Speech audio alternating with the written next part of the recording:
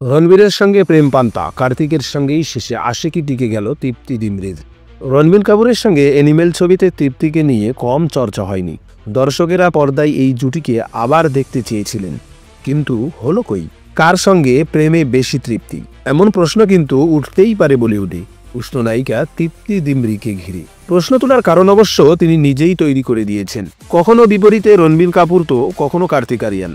নায়িকা দুই নায়কের সঙ্গেই চূড়ান্ত সাবলীল, ফলাফল জুটি হিট।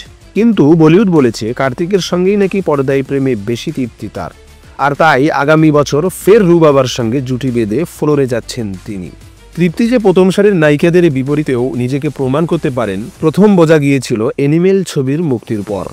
রণবীরের সঙ্গে তৃপ্তির ঘনিষ্ঠতম দেখে উত্তাপ ছড়িয়েছে দর্শকের মধ্যেও। ছবি ব্লকবাস্টার, অনুরাগীদের চাহিদা ফের এই জুটিতেই চাই তাদের। এদিকে সেই পর্ব মিটতে না মিটতেই তৃপ্তি দ্বিতীয়বার পর্দায় এলেন কার্তিককে নিয়ে ভুলভুলাইয়া 3 ছবিতে। কিন্তু রণবীর তৃপ্তির রসায়নের মতো জুড়িয়ে পান্তা হলো না, হতে দিচ্ছে না অনুরাগ বসুর আশিকি 3। খবর সব ঠিক থাকলেই 2025-এর জানুয়ারিতেই ছবির শুটিং শুরু হচ্ছে। আর কারা থাকছেন এই ছবিতে?